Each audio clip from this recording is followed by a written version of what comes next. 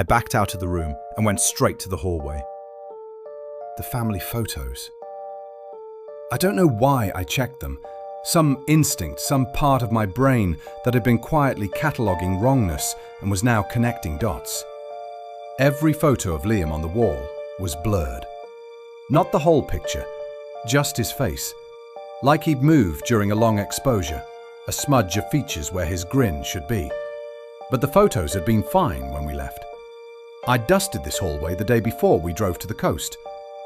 I leaned in to look closer. The glass on the frames was slightly fogged with age, and in the reflection, only in the reflection, I could see Liam's face. Not blurred, perfectly clear. And he was smiling. Not his gap-toothed braces glinting smile. This was wide and lipless. The grin of something that learned what a smile is by being told about it. Too many teeth. No teeth. Both at the same time. I jerked back, looked at the photo directly. Blurred again. I told myself it was a trick of the light. Day 3, the footprints. I got up for water at midnight and found them on the hardwood floor of the living room. Small, bare footprints, child-sized. They started at the front door and tracked across the rug, through the dining room and down the hallway toward Liam's bedroom. Wet. I knelt down and touched the edge of one. Cold, damp, and the smell.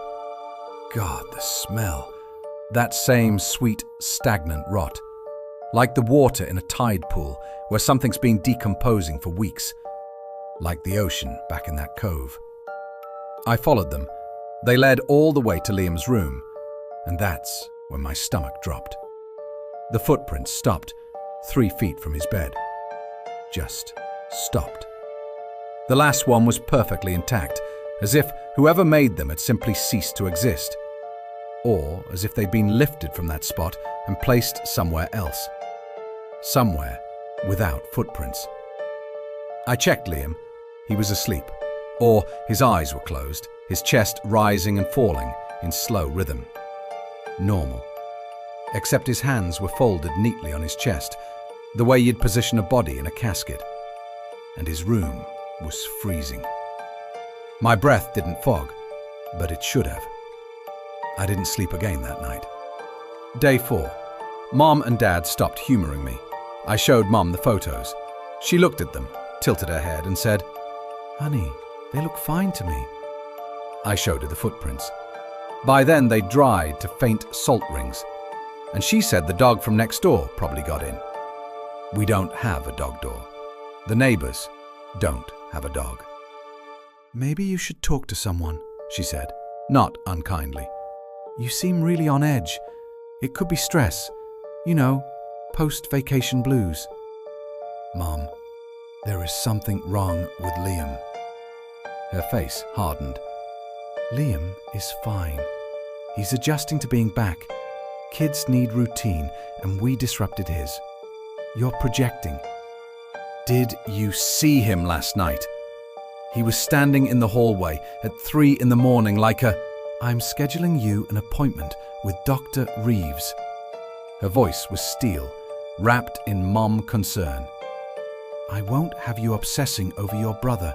It's not healthy." She walked away. I stood in the kitchen, shaking, and that's when I saw it. She was at the end of the hall, standing in front of Liam's closed door. And her face. God, her face. She was staring at the door with an expression I've never seen on another human being. Her eyes were wide, her lips parted, her skin the color of old paper. She looked terrified. Not concerned, not confused. Primal, prey animal terror.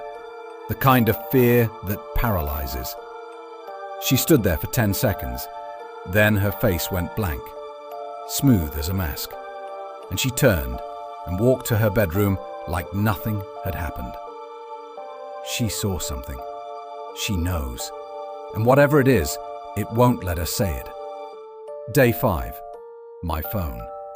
I was scrolling through my photos, looking for the ones from the trip. trying to find a picture of that cove, that cave, something to anchor me to reality, when I found the folder. It was at the bottom of my gallery, time-stamped starting the night we got back. 37 photos I didn't take. They were all from inside Liam's closet. The slatted doors, the view through the narrow gaps between the wood. They showed his room at night, his bed, his small form under the blankets, sleeping. Photo after photo after photo, all taken between 1 a.m. and 4 a.m., all from the same angle. My phone had been on my nightstand, charging. I'm a light sleeper. I would have heard someone take it. I swiped to the last photo. My skin tried to crawl off my body. It was the same angle, the closet, looking out at Liam's bed. But in the foreground, resting on the edge of the closet door's interior frame, was a hand. Small, pale. The fingers were too long, the joints sitting wrong, bending slightly in directions fingers shouldn't bend. The skin had a translucent quality, like something that lives where light doesn't reach. It wasn't Liam's hand. It wasn't anyone's hand. It was the hand of whatever was holding my phone. I deleted the photos. My hands were shaking so badly, I dropped the phone twice. When I checked my gallery an hour later, they were back. Every single one. That night, last night, at 2:14 a.m., I woke up unable to breathe. Something was sitting on my chest. Heavy, so heavy. I opened my eyes and Liam was straddling me, his knees pinning my arms.